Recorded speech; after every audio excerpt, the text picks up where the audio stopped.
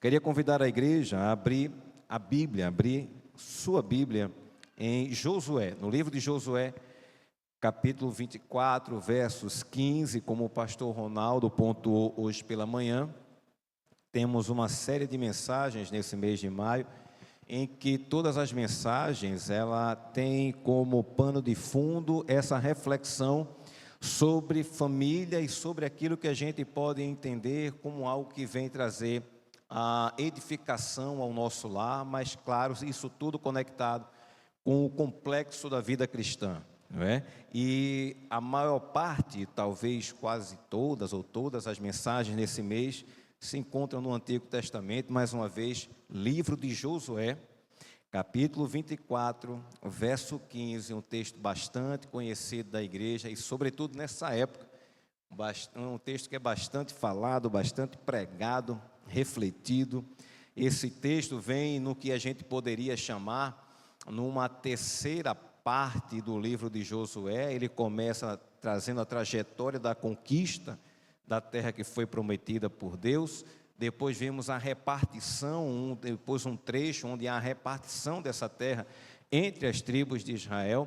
E esse capítulo 24 fica nessa última parte, onde Josué, já idoso, já com seus dias avançados, ele traz o povo, chama os líderes no capítulo 23, e no capítulo 24 ele fala ao povo, trazendo uma palavra para encorajá-los a viver aquilo que o Senhor tem em suas vidas. Josué, capítulo 24, verso 15, diz assim a palavra do Senhor: mas, se vocês não quiserem servir o Senhor, escolham hoje a quem vão servir.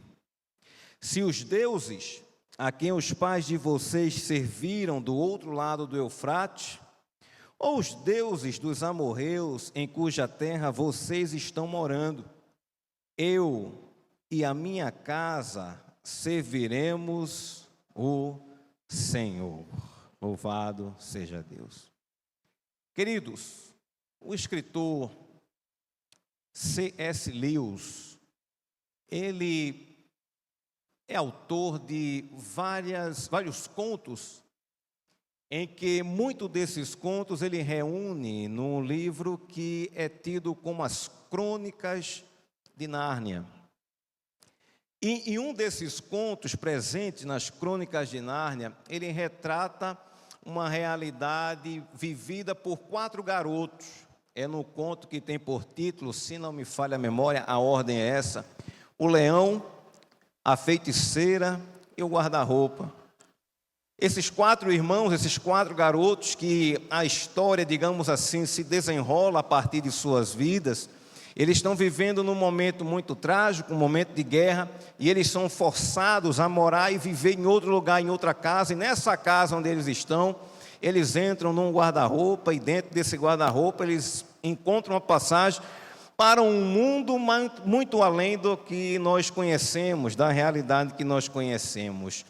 E nesse contexto, nesse mundo fictício, imaginário, talvez possamos falar assim, que eles são inseridos, eles são expostos a algumas situações e alguns perigos.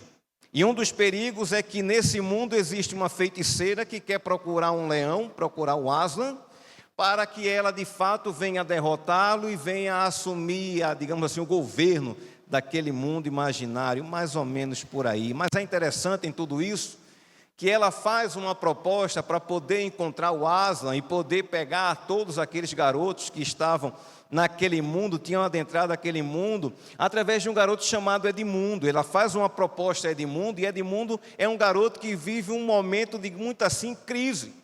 Edmundo era o irmão mais novo e ele via a liderança do seu irmão mais velho, o Pedro, e por conta, motivado de uma certa inveja e querendo autonomia, querendo ser responsável pelos seus atos, ele é atraído pela oferta dessa feiticeira. Os irmãos, eu imagino que sabem, né?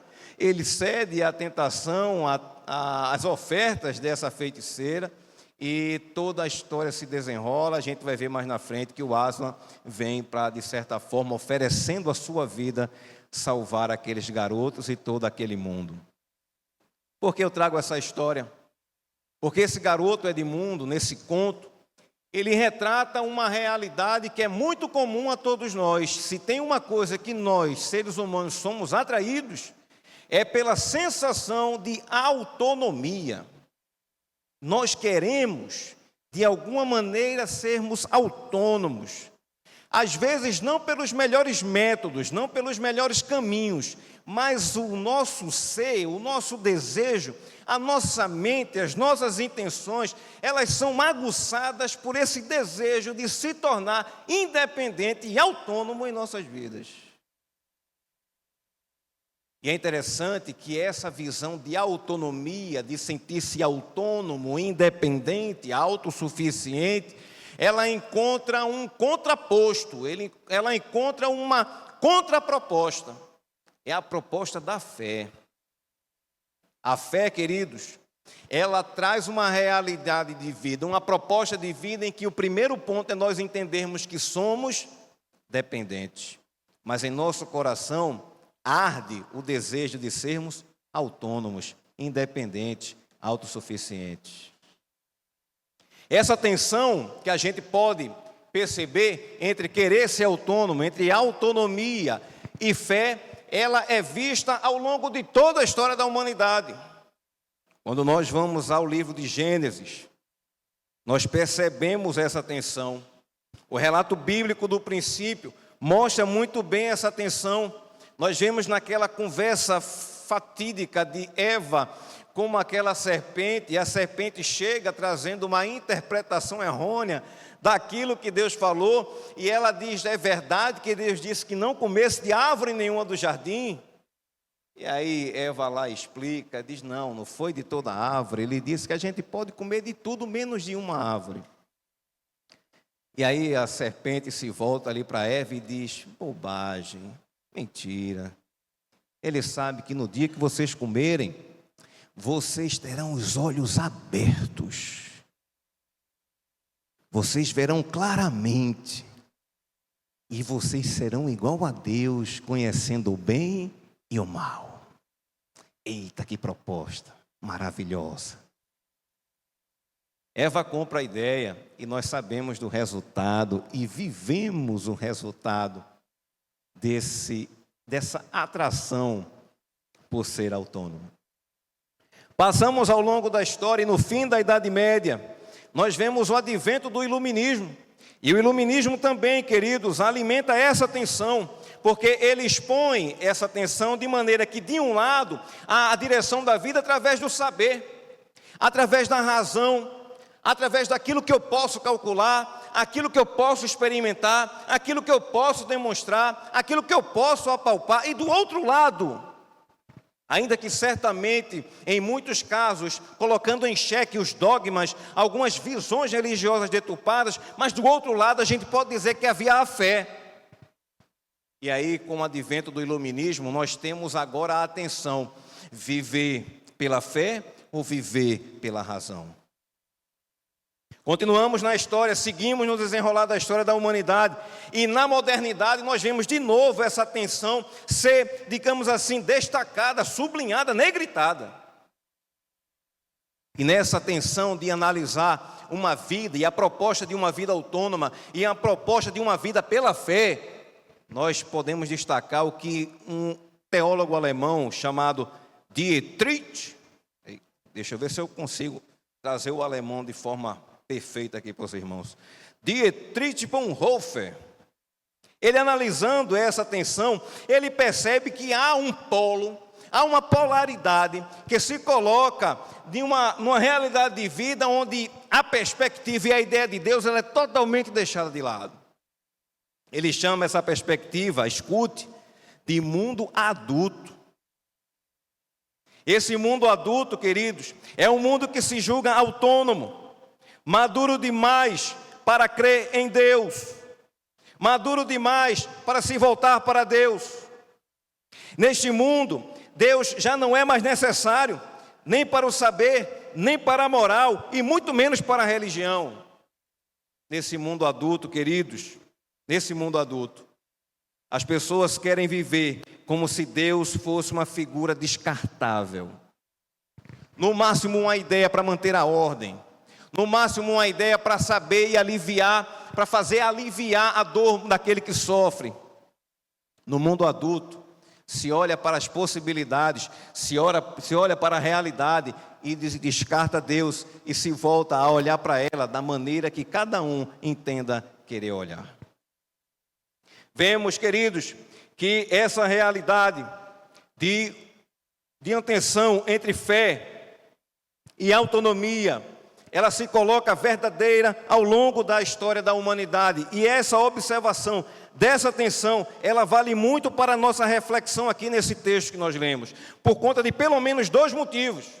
O primeiro é que o capítulo 24 de Josué, ele faz claramente um contraste entre fé e autossuficiência. Se você reparar, no capítulo 24, a partir do verso 2, Josué ele começa a trazer o seu discurso fazendo um flashback daquilo que o povo viveu. Ele lembra da promessa de Deus a Abraão. Ele lembra da fidelidade de Deus ao longo da história de Israel. Ele lembra dos atos poderosos, das vitórias que Israel experimentou a partir da ação de Deus na vida e no meio daquele povo. Mas de alguma forma, Josué, ele entende, ele percebe que mesmo com tudo isso, o fantasma da indiferença e da infidelidade ainda rondava a nação de Israel. Um outro propósito, outra razão de que essa tensão entre fé e autonomia, ela é muito útil a reflexão nesse texto, é que ainda hoje nós percebemos essa mesma tensão. Todos nós somos expostos a pelo menos duas opções de vivermos. A primeira delas é viver como nós queremos, a viver por vista, a viver por cálculos, a viver por a força do nosso braço. E nesse contexto, nós adotamos todo tipo de ideologias, todo tipo de relativismo, tudo aquilo que se contrapõe e se mostra como uma promessa vazia de liberdade. Mas existe uma outra proposta. Existe uma outra perspectiva de vida e que tem sido pregada há mais de 2000 anos e que em nome de Jesus você vai escutar essa proposta de vida até Jesus voltar desse púlpito aqui.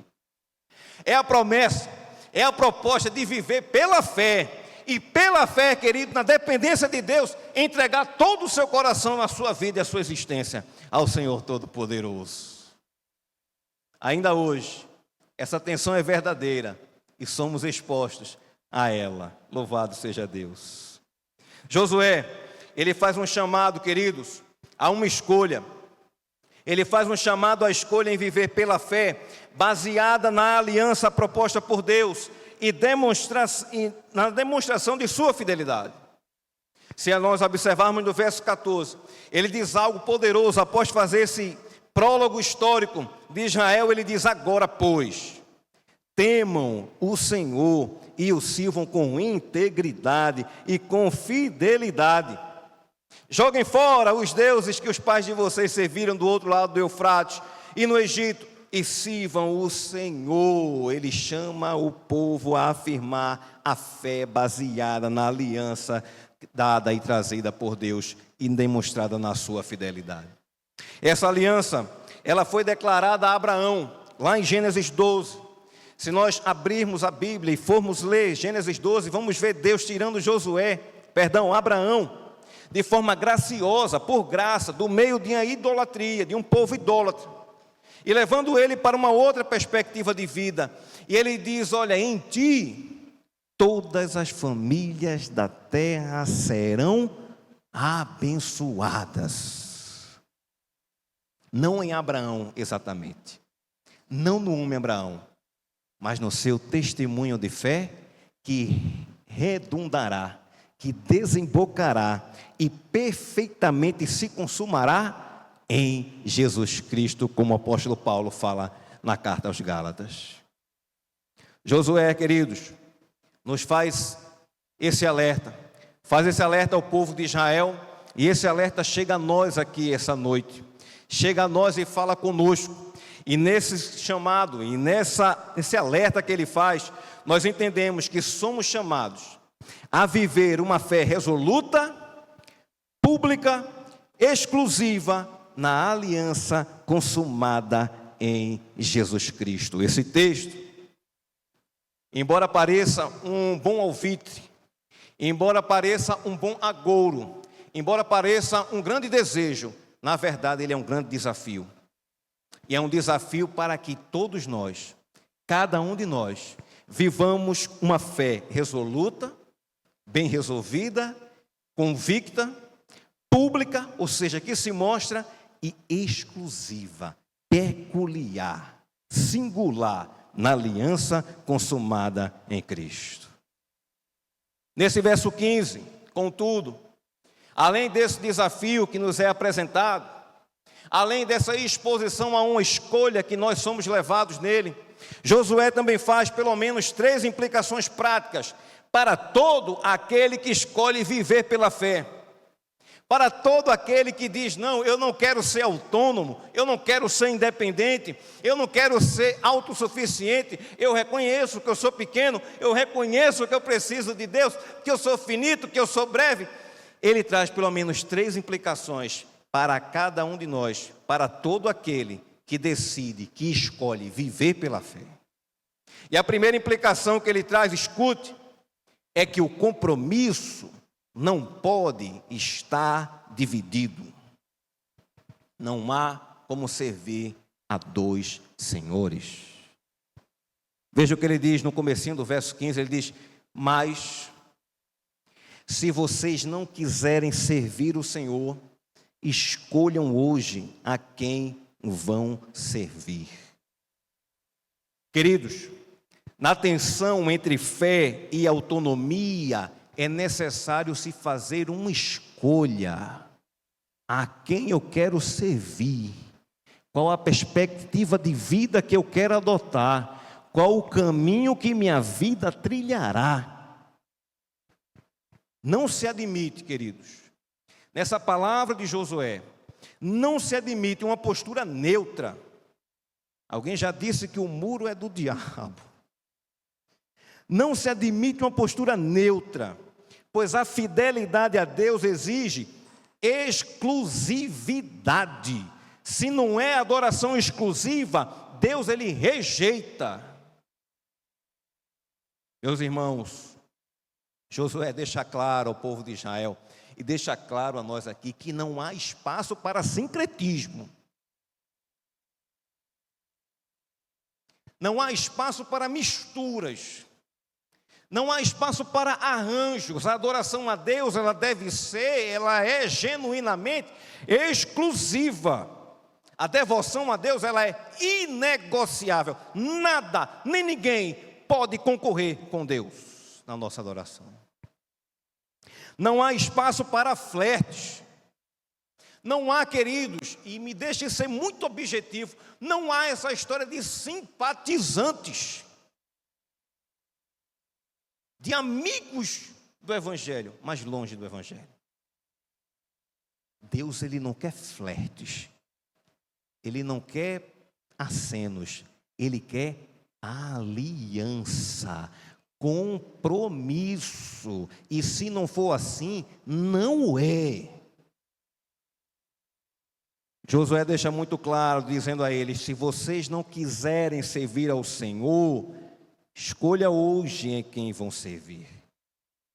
Queridos, um compromisso dividido. Deixa eu falar isso aqui para os irmãos. Eu quero pedir de forma, com muita gentileza, a sua atenção. Um compromisso dividido gera relações frágeis e vulneráveis. Deixa eu abrir um hiato. Esse mês da família, esse final de semana de congresso da família. Mas a realidade de muitas casas é que a sua ruína ou o seu grande problema é um problema grave, mas extremamente silencioso. Quando um marido ele está dividido quanto à fidelidade à sua esposa. Quando a esposa está dividida quanto à fidelidade e o amor a seu marido. Quando um pai está dividido quanto à importância e à prioridade que ele dá à sua casa, à sua família. Quando um filho, ele está dividido entre honrar os seus pais, entre honrar a sua casa, em ser bênção na sua casa, esse lar ele vai ser repleto de relações frágeis e vulneráveis e caminha, queridos, para o precipício. Porque é toda a relação, todo o compromisso, melhor dizendo, que ele é dividido, ele gera relações frágeis e extremamente vulneráveis. Assumimos um compromisso no casamento. E esse compromisso, ele vai até o último dia da realidade posta a esse compromisso. Seja a nossa existência, seja a volta de Cristo. E precisamos honrar e assumir o compromisso que temos com os nossos cônjuges e com as nossas famílias. Esse problema silencioso, que muitas vezes ninguém vê, mas o marido sabe que ele está dividido. Que muita gente nem vê, mas ela sabe que ela está dividida. É a base, é a razão da destruição de muita casa. Não assimile essa realidade. Não assimilemos essa realidade. Da mesma forma, queridos, no âmbito muito maior, se o nosso compromisso com Deus, ele está dividido entre Deus e a minha carreira, não que sejam necessariamente coisas opostas, mas se o lugar, o trono daquilo que reina, daquilo que governa a minha vida, está dividido entre Deus e algo, nós viveremos relações mesquinhas com Deus. Vamos ser igual aquele paralítico de nascença, que estava na frente do templo, esperando uma esmola. Estaremos diante de Deus querendo migalhas, porque as relações são frágeis e vulneráveis, porque nós não temos compromisso e não honramos o compromisso com Deus. Não é esse tipo de compromisso que Deus, Ele quer para o seu povo.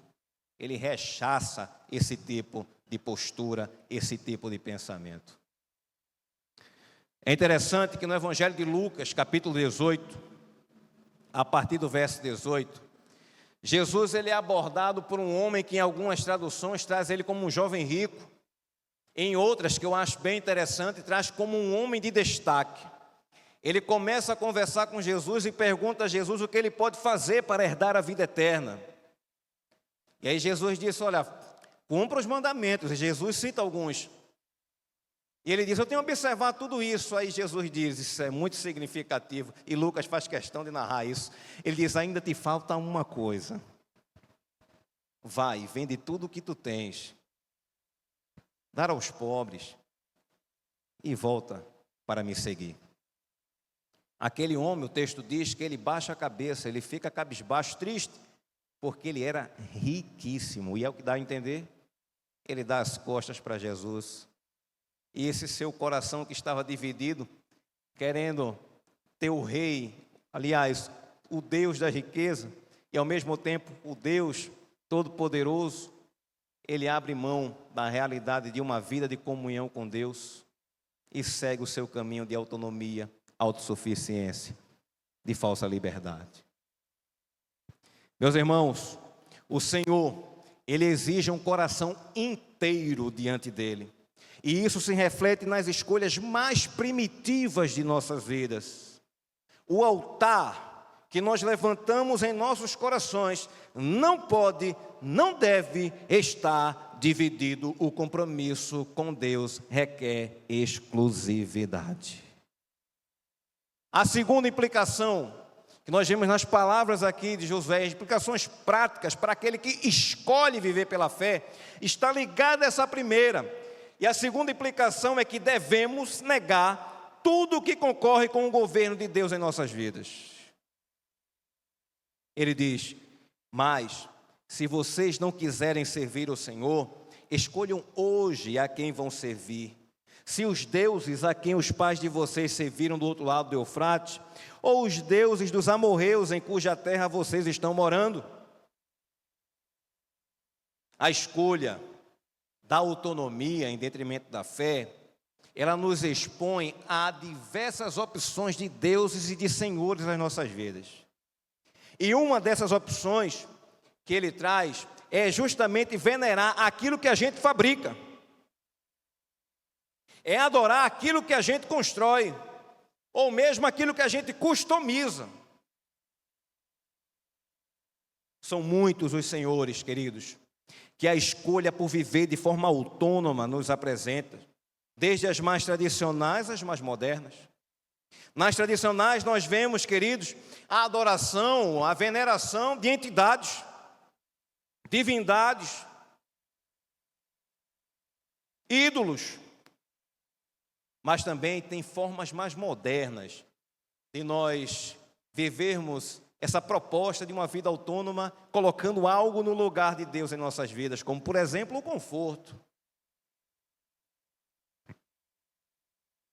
Antes de mais nada, eu quero garantir para a minha vida, eu quero garantir para a minha família o conforto e as melhores experiências e as melhores sensações que a minha vida, que o meu dinheiro, ele possa proporcionar. Isso invade muitas vezes, querido, até a perspectiva religiosa da gente. Queremos as igrejas mais descoladas, queremos estar nas igrejas mais legais, mais joviais, mais modernas. Nos vemos como consumidores e queremos aquela igreja que nos dá, que nos oferece o nosso desejo de consumo da melhor maneira que nós entendamos hoje em dia. A gente deixa muito de lado, por exemplo, o viver em termos de discipulado, e de comunhão e de colaboração mútua. Não, eu quero uma sensação. Eu quero conforto. Eu quero algo que massageie o meu ego. Eu quero algo que me agrade. Mas nós também vemos a proposta dos sonhos. O meu sonho é o grande carro-chefe da minha vida. É o grande norte, é o grande guia das minhas escolhas, das minhas ações, das minhas decisões. Eu quero chegar lá, e não importa o que eu tenha que viver e fazer para chegar lá, mas eu quero viver e realizar o meu sonho. E o que tem de coach por aí, alimentando essa ideia, não é brincadeira. Para outros, essa proposta de uma vida autônoma em que elege algo para o lugar de Deus está no sucesso. Queremos afastar de nós toda a perspectiva de um fracasso e viver uma realidade do sucesso. Talvez a gente possa chamar de concupiscência dos olhos. Queremos o sucesso, sermos os maiorais, queridos, famosos, seguidos. É interessante, meus irmãos, que Lucas registra no capítulo 14, um momento em que Jesus ele está tratando de algumas questões e ele começa a falar que aquele que coloca o seu pai, a sua mãe, a sua esposa, o seu cônjuge de uma maneira geral, os seus filhos ou até a si mesmo, acima de Deus, acima de Cristo, ele não tem condições efetivas de ser discípulo de Cristo. E ele arremata no final desse período dizendo o seguinte: assim, pois, qualquer um de vocês que não renuncia a tudo o que tem, não pode ser meu discípulo. Escute, precisamos destronar todos os deuses que pretendem concorrer com o governo de Deus em nossas vidas. A primeira implicação prática para quem escolhe viver pela fé, queridos, é o compromisso, é honrar esse compromisso. O compromisso não pode estar dividido. A segunda implicação é que devemos negar tudo o que concorre com o governo de Deus em nossas vidas. E a terceira implicação da escolha de viver pela fé, a implicação prática, é assumir um coração resoluto no serviço ao Senhor. Josué diz mais: se vocês não quiserem servir o Senhor, escolham hoje a quem vão servir. Se os deuses a quem os pais de vocês serviram do outro lado do Eufrates, ou os deuses dos amorreus em cuja terra vocês estão morando, eu e a minha casa serviremos o Senhor. Diante de uma geração, queridos, influenciada pelas culturas dos cananeus, Josué afirma e reafirma a sua escolha de fé. Ele diz: eu não quero autonomia, eu não quero autossuficiência, eu não quero uma vida de simulação, eu quero uma vida de verdade. Ele diz: eu e a minha casa serviremos o Senhor. Ele se posiciona e ele declara essa resolução firme em seu coração, em dizer que a sua casa estará aos pés do Senhor. Quando ele diz, queridos, quando ele faz a referência a servir o Senhor, essa palavra que nós traduzimos como servir, quando nós vamos olhá-la no original, nós trazemos pelo menos duas ideias em que Josué ele quis empreender e empregar no coração do povo de Israel. A primeira delas é que essa declaração não é um tipo de mantra. Não é como aquele caso que muitas vezes nós somos totalmente alienados, negligentes, indiferentes à palavra do Senhor, mas ainda assim nós queremos consagrar o nosso filho. Nós queremos apresentar o nosso filho. Vivemos, querido, de uma forma que não consideramos Deus em nossas vidas, mas queremos de uma forma como se fosse uma superstição atrair a bênção de Deus para o nosso lar. Essa declaração não funciona dessa forma. Ela não é como um mantra, como uma superstição, um bom agouro, mas ela é o conceito da inspiração para a própria existência. Josué está dizendo aqui, olha, sabe qual é o projeto mais de sucesso para a minha família? Qual é o projeto mais, digamos assim, requintado para a minha família? É que ela esteja a serviço do Senhor. Nós estamos cada vez mais mergulhados na ideia e no pensamento de que a nossa família ela será uma bênção e será uma família de sucesso se ela tiver isso ou aquilo, se ela experimentar isso ou aquilo, se ela for isso ou aquilo. Mas o que Josué está dizendo é que o maior projeto que a nossa família pode ter, queridos, e viver, é o projeto de estar aos pés do Senhor e de servir o Senhor. Para afirmar isso, para pensar isso, é preciso ressignificar o nosso pensamento e o entendimento do que é, de fato, a realidade e a presença de Deus em nossas vidas. Ainda, quando nós olhamos no original e vemos o seu significado, aquilo que ela nos passa, nós vemos também a postura de Josué nos passando a ideia de que ela não é apenas um posicionamento, é uma postura ativa de disposição ao propósito divino. Sabe o que Josué está querendo dizer aqui? Que eu e minha casa serviremos ao Senhor.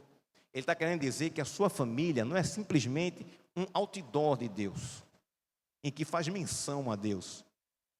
Ele não está dizendo aqui, queridos, que a família dele vai servir ao Senhor no sentido de simplesmente de um desejo, ou como um receptáculo das bênçãos e da identidade divina. Não, ele está querendo dizer, está trazendo a ideia, o pensamento, a visão de uma postura ativa. Eu e a minha casa serviremos o Senhor em toda a nossa existência.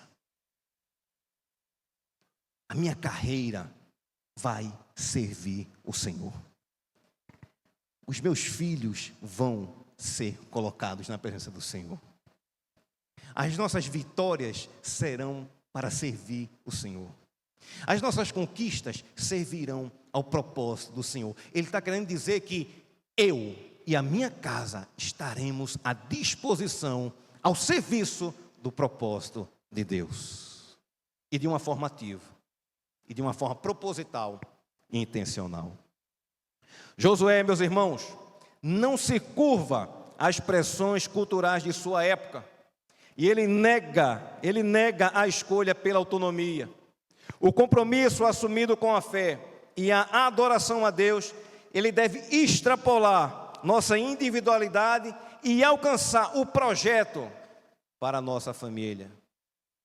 Temos em nosso meio aqui muitos casais jovens, alguns já casados, outros nesse caminho de casamento. Josué, ele traz uma realidade para que nós meditemos nisso. O maior projeto para a sua casa é a sua casa servir o Senhor. Qualquer outro projeto que você pense, qualquer outra ideia que você tenha para o seu casamento, para a sua família, ela é medíocre diante daquilo que Deus tem para a sua casa. Se ela não servir o Senhor, por mais longe que você chegue, é mesquinharia, é algo medíocre. Entenda, aquilo que há de mais poderoso para a sua casa é servir o Senhor. Paulo, ele estava com seu companheiro Silas numa viagem missionária. Em determinado momento ele foi preso. Ele chega na prisão e, mesmo depois de ser bastante surrado, ele consegue reunir forças para louvar a Deus.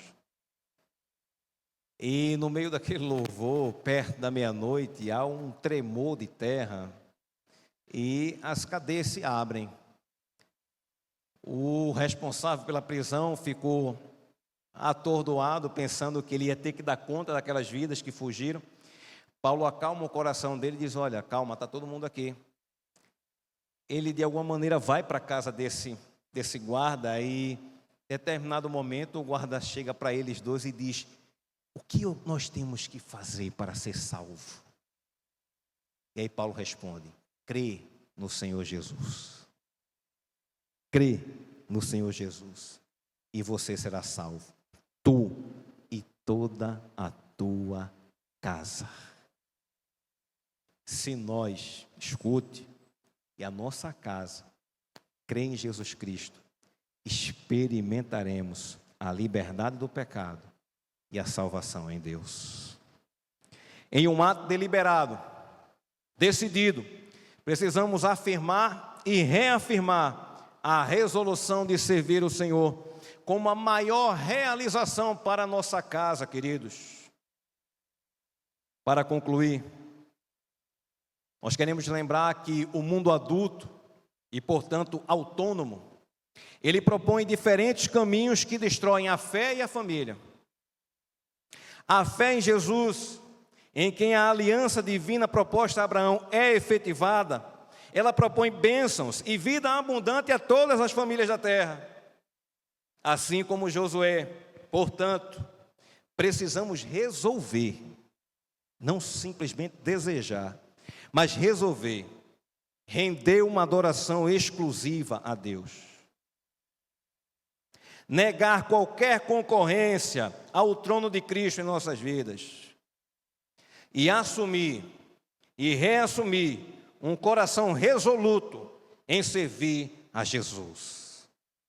Somos chamados, meus irmãos, a viver uma fé resoluta, pública e exclusiva na aliança consumada em Cristo. Que Deus nos abençoe. Pastor